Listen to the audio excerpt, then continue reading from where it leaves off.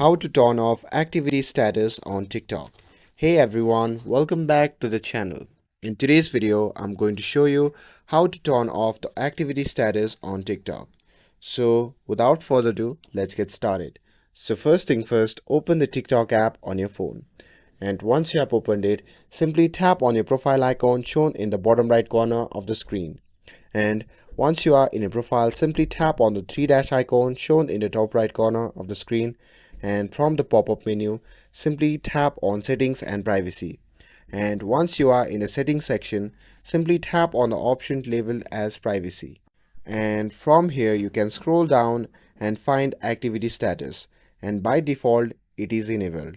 Now tap the switch to turn it off, and once disabled, no one will no longer see when you are active on TikTok.